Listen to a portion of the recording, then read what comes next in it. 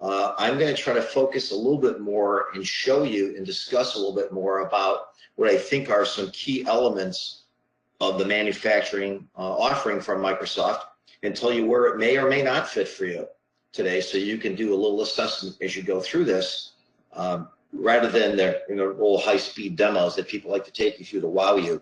We're here to make sure this becomes real and something you can use. So moving along on that front, waiting for the delay, 365 in total. You've seen this slide before if you've been through our series. Today, the focus is going to be on operations side, which to you, of course, means, for us today, will mean manufacturing. I'll assume you already got some background in Dynamics 365 Business Central from previous webinars, so I'm not going to belabor those points, with control panel dashboarding and maneuvering. We'll get through that as we go through it. Of course, this is part of the total Microsoft suite, which offers Power BI for analytics, Cortana Intelligence Suite for quick response, if you will, and of course, everything is done in Azure with the Internet of Things suite of everything that they have to offer, along with those things like being able to fully customize the system with Power Apps and design your workflows in what's called Flow. Again, so we'll keep moving along. Of course, Business Central is not only a web app, but it is also a very adaptive application. As you can see in the picture, you can run this on a notepad, to a phone, to your browser. And it conforms to whatever that device happens to be in those facets. Modules included with Business Central in general are CRM, as you can read it yourself, financials, distribution, job costs, service management, which we covered a couple of weeks ago. Last week, we covered job costing. And today, of course, we're going to cover manufacturing.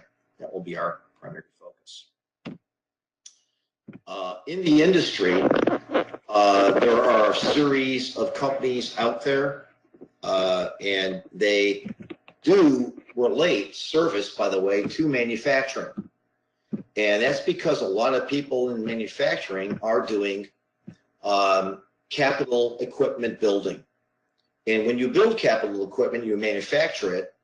We covered service a couple of weeks ago because they do come in hand in hand. I create a dishwasher, a TV, something like that. I'm offering warranties and the rest. Well, you got to build it first. And a couple of weeks ago, I was going through those slides you just saw previous, which talked more about the industry and service and what it's doing to service those things that you're building and manufacturing. Today, we're going to work on that other half of the capital equipment side, which is manufacturing. So today we're going to cover things like items. And an item is an inventory item. Well, in manufacturing, it tends to be a finished good. Well, you also have component parts and sub-assemblies and raw materials that eventually will become that finished good. And that's what that's going to be about today. We, of course, have a bill of materials in manufacturing. That is the list of materials that I'm going to use to make a particular item. Also, there's how do I know what materials I'm going to need or require? Well, I use material requirements planning, commonly known as MRP, that you'll hear. With a system, I'll make those suggestions to you, and based upon the demand that you've found in the system, it will then go ahead and tell you what you should either buy or make at a given time. It will make that as a suggestion. It is up to you to carry out those actions if, in fact, that's what you want to do. I will always tell you that no matter what the computer is telling you or how clever the software may appear, it's always up to you at the end of the day to make sure you're applying your intelligence to the operation because you're seeing it with your eyes firsthand. The software does not. So it's always allowing you for levels of interpretation. Of course, the system has capacity planning. You'll hear terms like infinite planning, finite planning. Infinite planning means you are not looking for capacity planning, meaning just run this production out and we'll get it as we can get it. Maybe you have very quick turnaround time in your shops. You can get things out in a day or two. Maybe you don't need finite planning. Maybe you've got more capacity than you know what to do with. But in those cases where you do want to use capacity planning, you can. You can even do both at the same time inside of Business Central. as we'll talk about a little bit later on as we move on. Demand planning. How do I know, again, and get my demand ready? And what am I going to use for demand to tell me what I should be requiring on that MRP side and how I'm going to plan my capacity. That demand can come from existing sales orders, perhaps that are in the system, or even a forecast. Maybe you got, which I see from a lot of my clients, they will actually get from their larger customers, they'll get a plan that says, I think over the next 4 to 6 months, I may be looking to buy these things from you. I'm not giving you a hard order right now, but it could be a forecasted plan that we want you to think about, and we'll adjust maybe on an every other week or every month basis, but we want you to be able to see your look ahead so you can know how to adjust for us.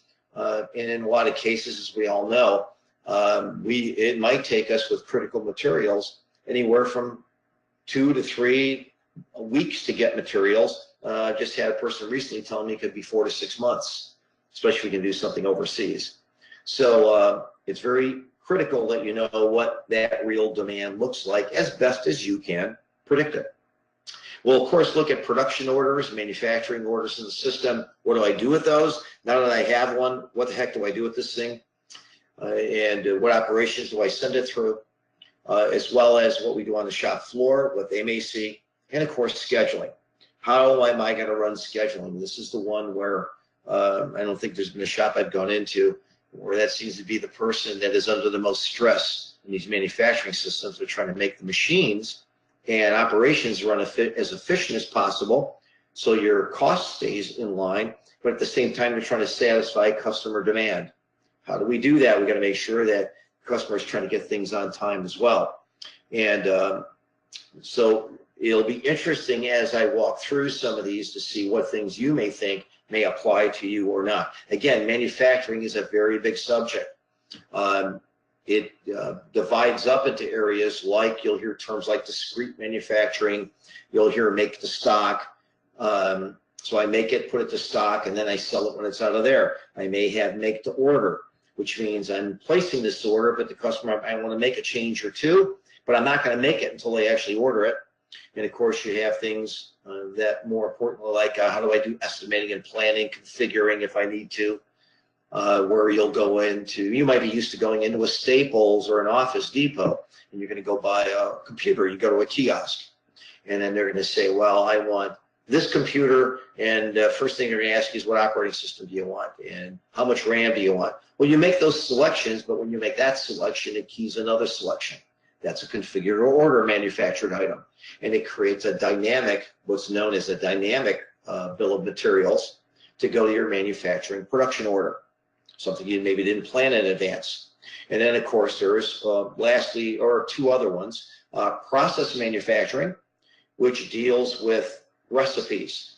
You have nutrition percentages that have to go on labels that say when I mix these things together, I'm testing to make sure when I blend them, they come up with this particular recipe that you'll see on the side of your cereal box or on a drink or Powerade drink that you've got.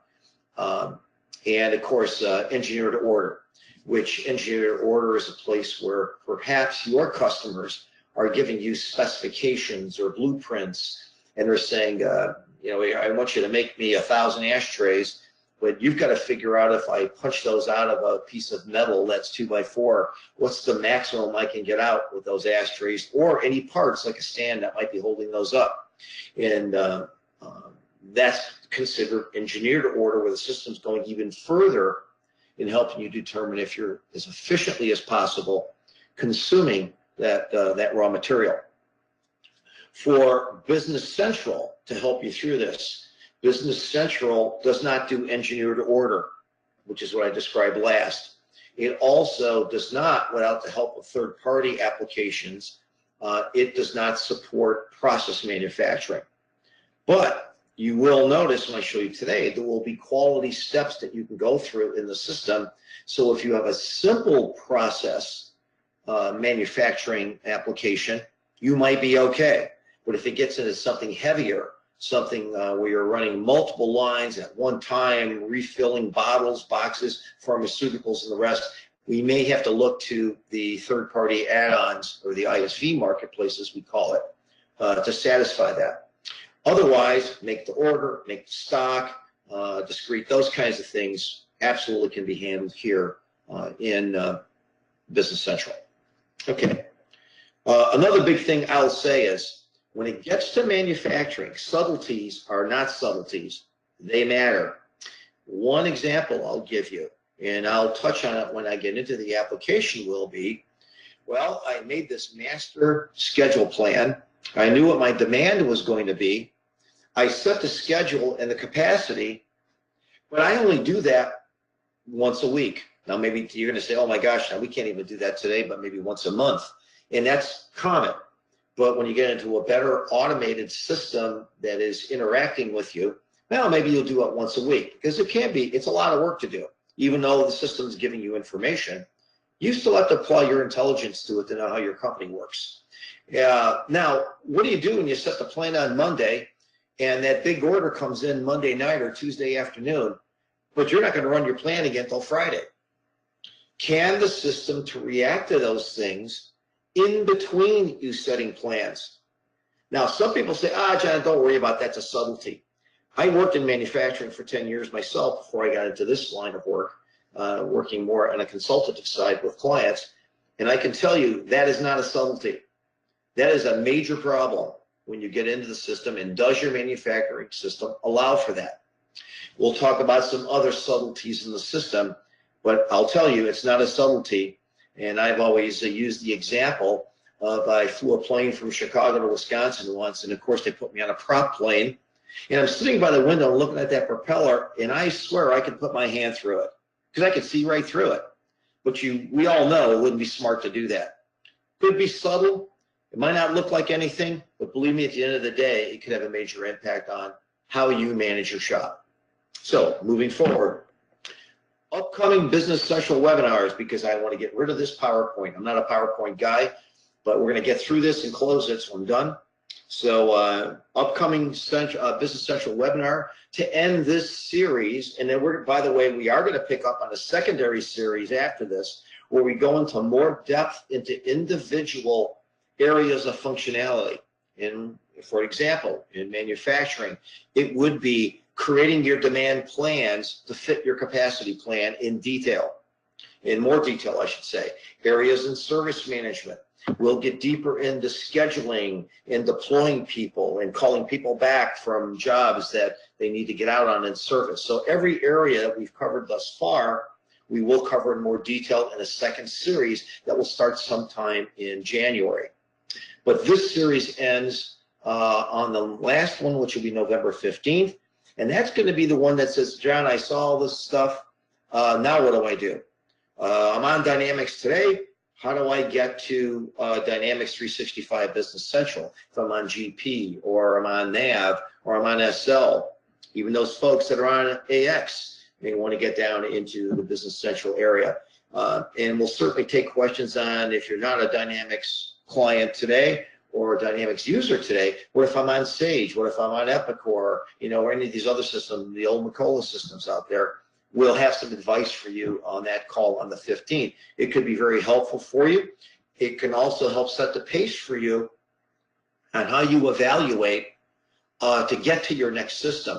Give yourself enough time to plan. I was going to say a lot of time to plan, but it really means the same thing. Give yourself time to plan for that movement, and you'll find some great rewards at the end of it. And make sure you look at enough possibilities. All right. So what do you do next after this? Marketing tells us we have to have a call to action for you, so give us a call. Just call us with questions. See what we can answer for you to help you with, to help you strategize if need be. You don't have to give us a call, give us a tweet. I guess that's more the modern day thing to do nowadays, right? Is everybody's tweeting everyone. All right. And with that, let's take a look at the system. Enough of this PowerPoint stuff. I'm going to close this out. And let's get into the system. If there's questions you're asking during the session, as Amber mentioned, I'll remind you. If it's something quick, I'll be happy to answer it right during my presentation. Hopefully, Amber will yell loud enough over my voice to stop me. Otherwise, you can hold your questions to the end if you like, or Amber will hold those for us as well. Sometimes I like to answer the question right when I'm in context of what it is you're looking at. So again, feel free to shoot some of those over and we'll try to figure out how to get you an answer. All right, I've logged in to Business Central and my account. The way I got here was through my Microsoft panel, my office area, right, where I log into for everything. I only have a few items in here like Power Apps, My Admin, but you may have Excel, Word, Outlook, everything may be in yours, and you might be surprised when you look around and look at Office, and we can help you with that too, but you're going to find other applications that you might also find that you don't even know you could use that are out there. Some are at even no charge. I know I find some every now and then, and boy, you'd think we'd have seen them all. But I always use the analogy of Excel where someone says, well, here you go, just use Excel. And I've been using Excel for over 15 years now, and I'll be darned if I don't see somebody using it. And sure enough, I find something I didn't know about I could use. Same thing with looking at Microsoft Office. Take a look in there, see what those apps are. Call us, ask us what they do. We'll be glad to help you. You might be surprised at the productivity tools you can find. And with Crestwood, we are a full Microsoft provider and CSP shop. We can support you across everything that is Microsoft. So again, it kind of gives you one call to make, makes it easy. We can help you with everything you've got in your environment. Again, it makes it simple with one call. All right, let's go back into Business Central. And I'm in manufacturing. I know I had to log in manufacturing under a particular user. So if I go to my settings in the upper right, today I logged in as the production planner.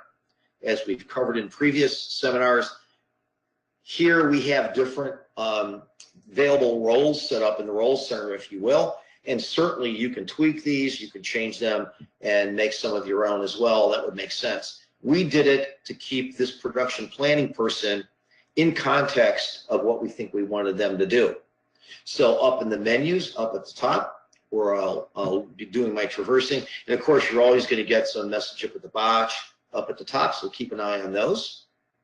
But if I go down to more, for example, I'm in manufacturing, but I might need to touch and take a look at sales orders, especially if I'm a planner.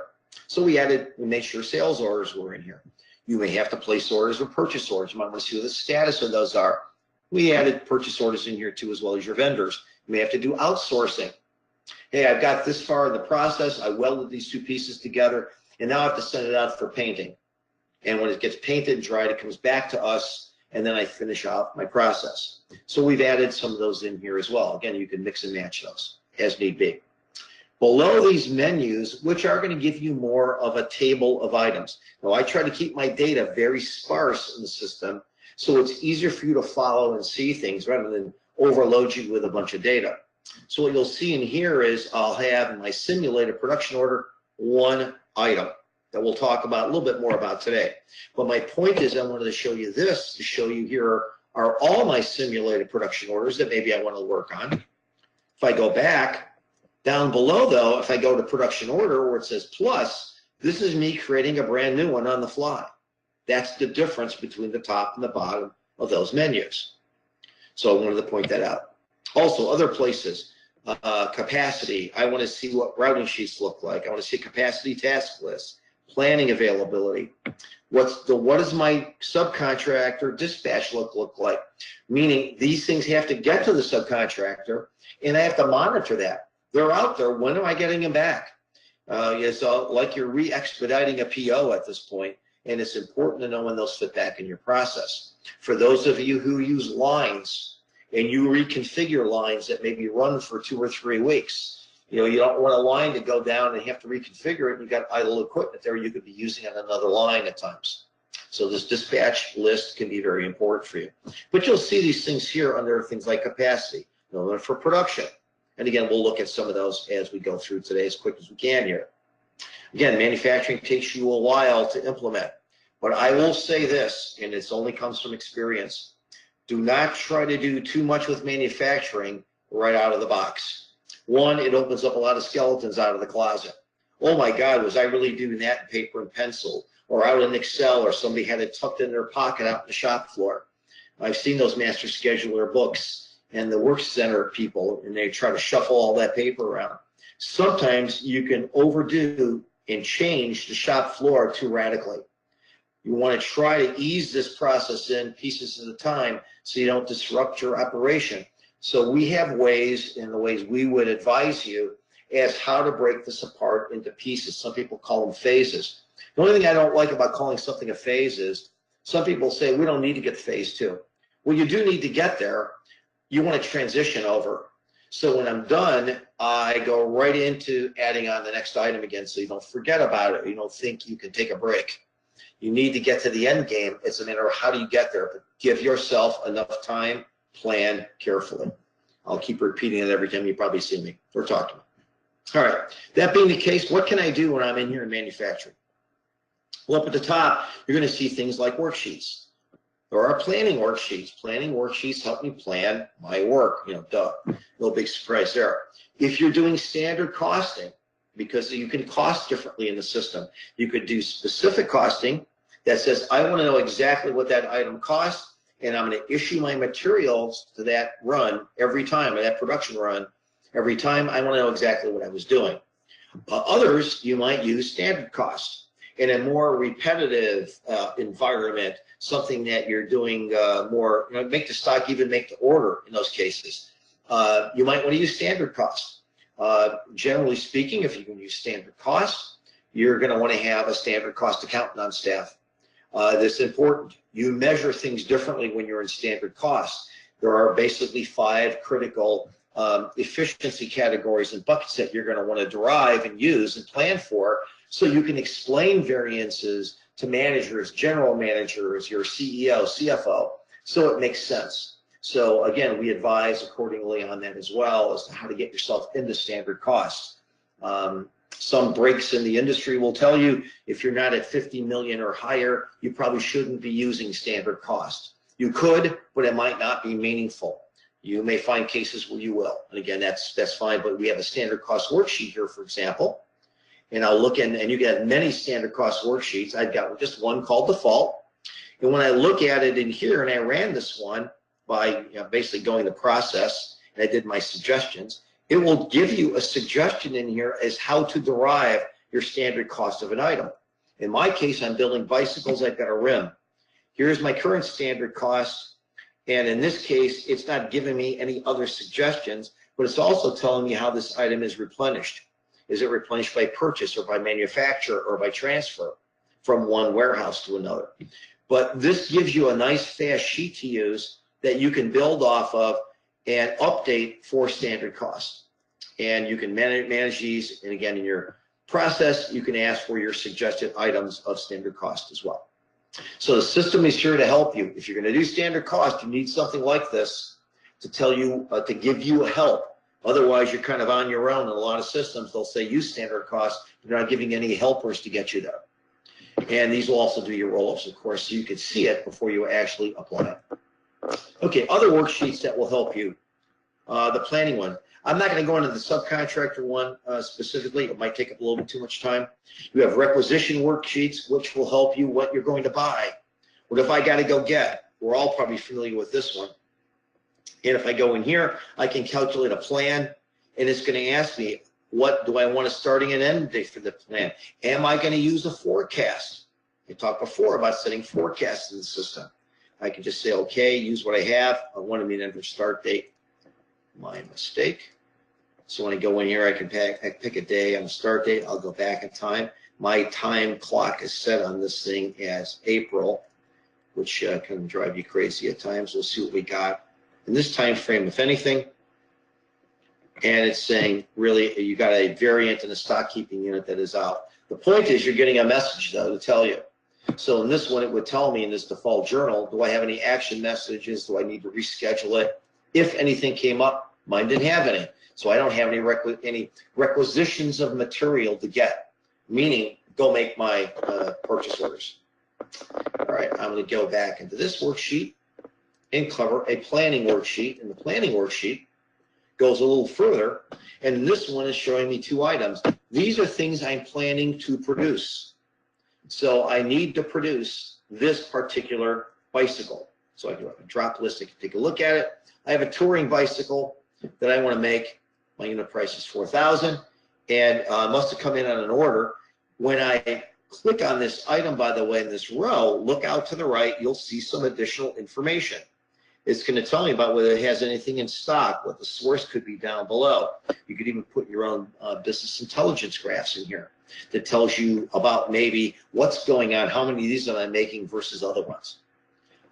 Certainly in here too, I can select all lines, add new lines, but up above in my functions area, I can take a look at this and I can refresh my plan lines. I can calculate my net change for my plan also. I'll go in here, I'll explain two things when I'm done with this. But when I went in there, it's going to try to build my plan and say, what am I going to do for that item? It's working on it, and it's working all levels, which I chose. Behind the screen, you'll see where it says calculate an MPS and an MRP. You know, what the heck is that? Well, there's a manufacturing schedule plan you can run, different than MRP, or you run them both together, which is what I'm doing. What's the difference? And this is one of these subtleties like, oh, come on, I don't know if I'll ever use that. MRP is about getting you materials to get the job done. You may be in a situation where you don't worry about materials. They're well stocked in advance.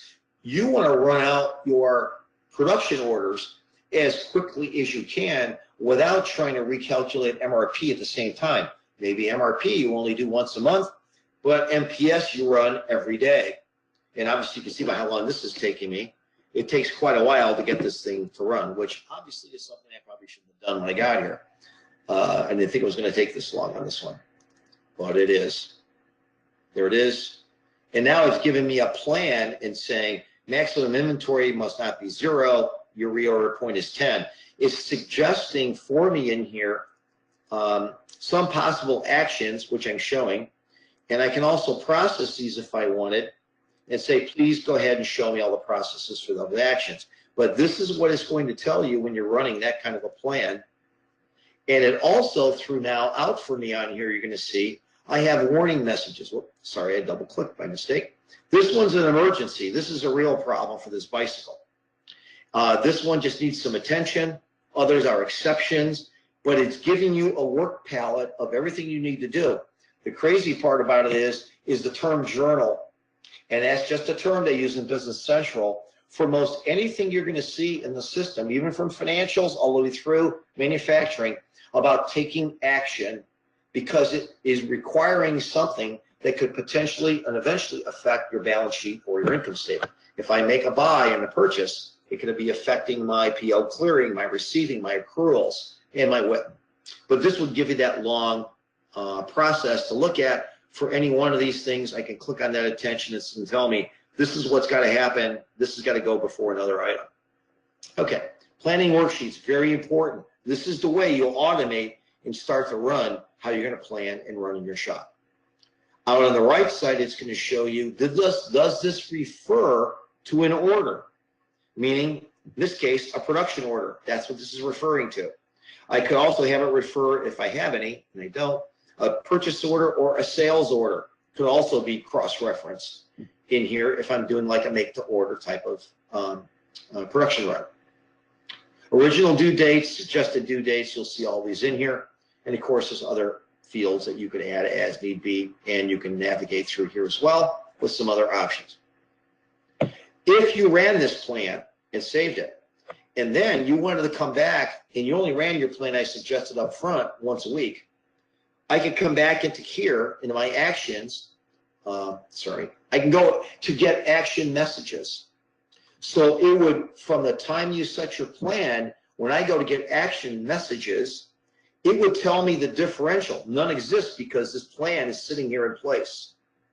Had I run this and just asked for action messages, I would have just got the ones in this warning column that told me, hey, since your last plan to this one, you have a problem.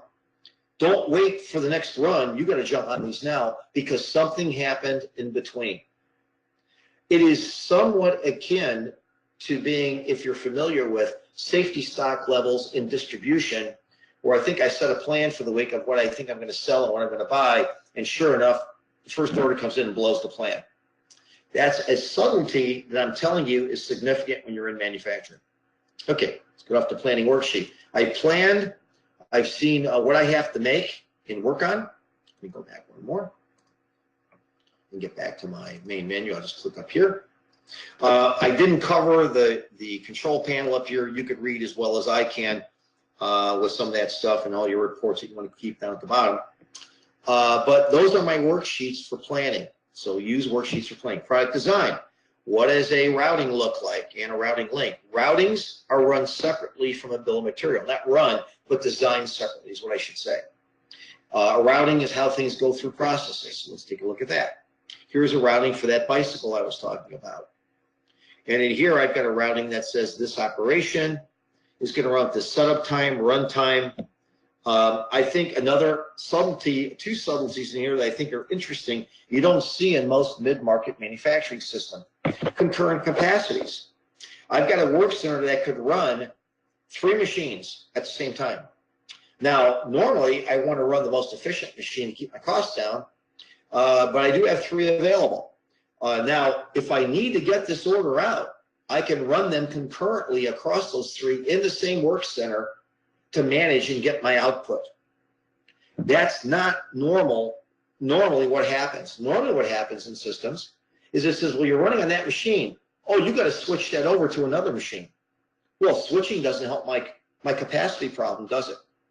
I need to split that capacity so I can still meet my deadline.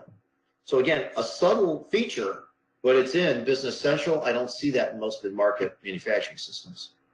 Additionally, I have a send ahead quantity.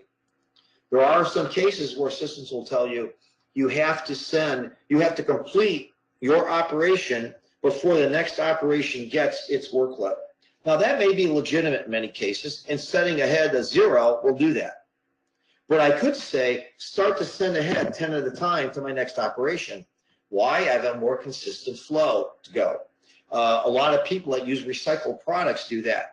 They start to send up bulk items ahead so they can stay ahead and keep that next machine busy in the flow of things as you look to measure. Machine to machine, if you're grinding things down from one size to another. I'm getting this one size down to a 2-inch level, but I have to grind it down now to a 1/4 inch. Well, that's not the same machine.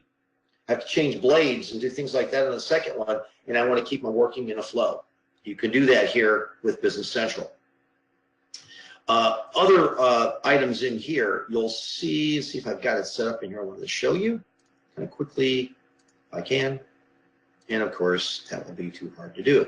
I'll go to something else. I'll show it to you in a different place. Okay, revert change. I made a change it didn't like.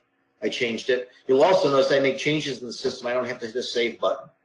This is built to make you move quickly and work quickly without having to worry about that, hitting the save and find the save button on the screen.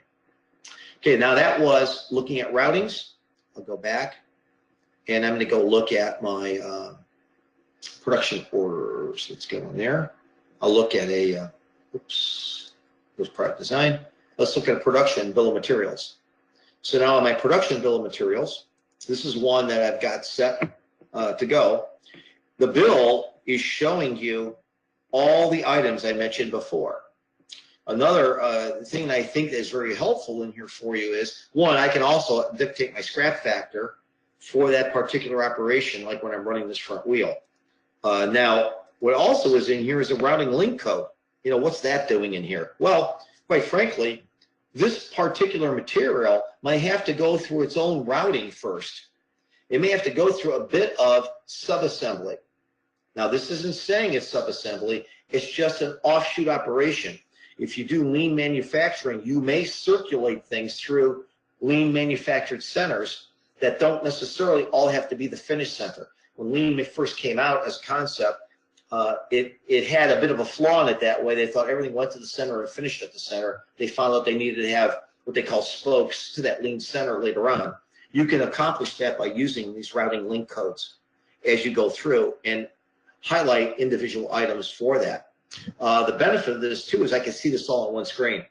You'll see some other systems and cases where they'll show you the operation and then you can only see what's in that operation.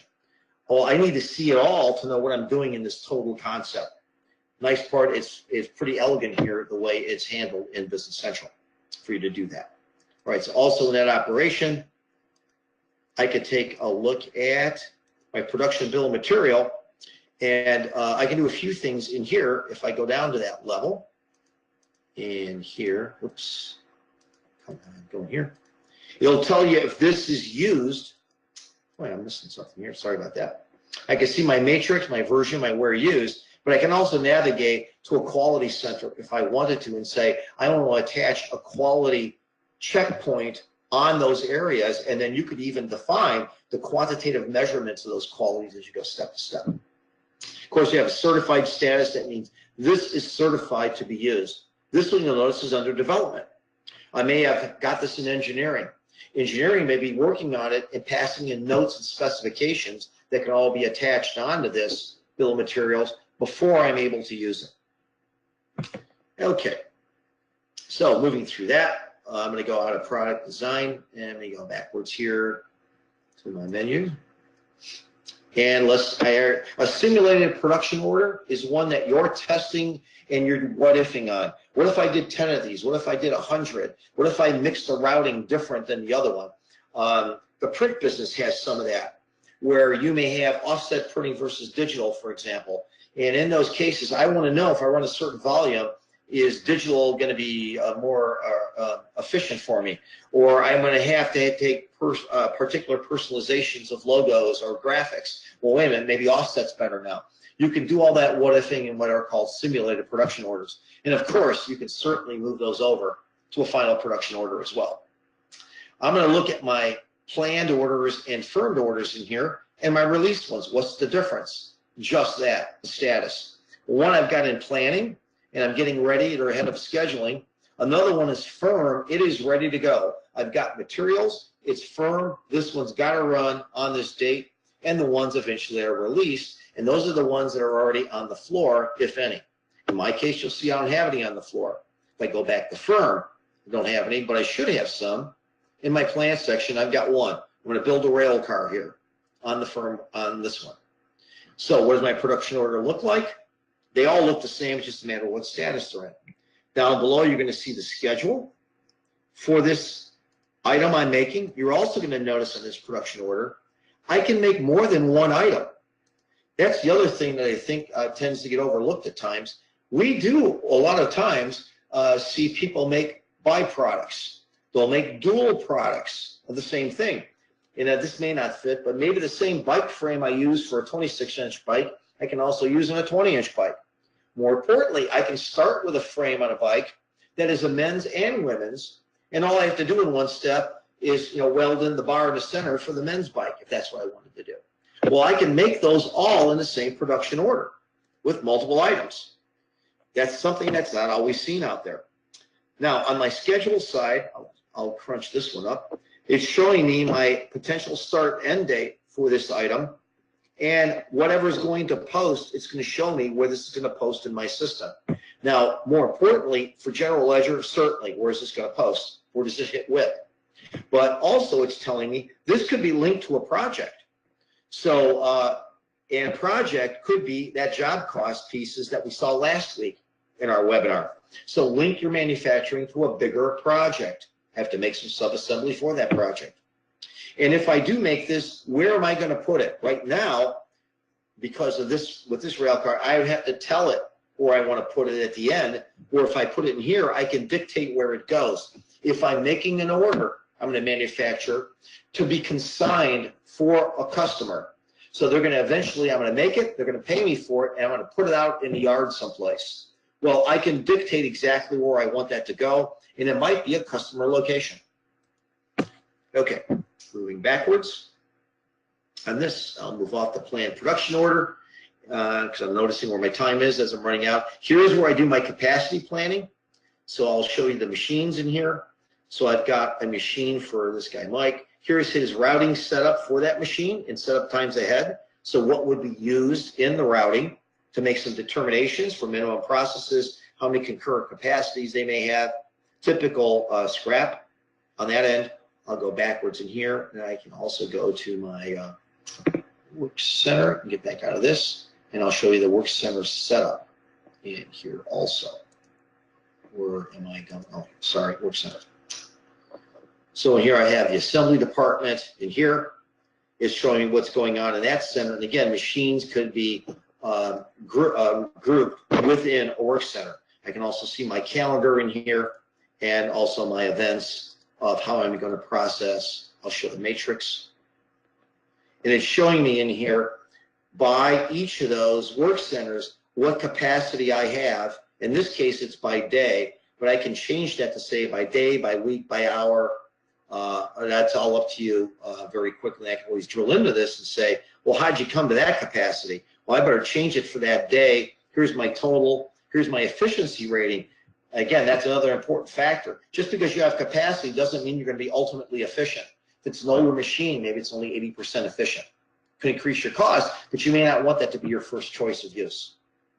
And again, all this is linked in and tied together. That gives you an overview of what you could do, or what the significant portions of manufacturing are in the system. There's other things I didn't cover. I would have liked to, but again, it's a pretty big subject. We're going to drill into more as we move forward. So you'll see things like, what does my capacity plan look like, and my planning availability, and you'll be able to print some of those. Some of those will already have online screens for you as well. But in here, for example, I can see what my planning availability is for given items, for in this case, for that bicycle I was building or the touring bicycle, and tell you what projected balances are and what they're related to if you need printouts. Okay, that's it. Amber, do we have any questions that I need to take in this last 10 minutes or so? Nope, it doesn't look like we have any questions right now. Do you have anything else you want to sort of just sum up or anything like that before we go? I don't know that I would, other than the areas I didn't cover would be up here. And again, if you want to call us, we'll take you through that, or stay tuned for the next webinar. But this one is your production. Well, I'll show you production order calculation. I'll leave you with that. It's one I would have used a lot. This is very simple, but it's telling you in here what your expected operational cost is going to be a look ahead. Meaning I can redirect my production in the middle of a production run if I think I'm going down the wrong cost path. Anyway, the point of this is, in the summary, you can not only manufacture and get things through in Business Central, but it allows you to adjust, because we know businesses change on the fly every day. Just because we set it up front with an order or a plan doesn't mean that plan doesn't change often. Generally speaking, we all need systems that will change with us rapidly. And with that, I'll end the webinar for today. And join us again on November 15th, and we'll look to talk to you more. Thanks for watching. To learn more about our products, visit www.crestwood.com. Hope to see you there soon.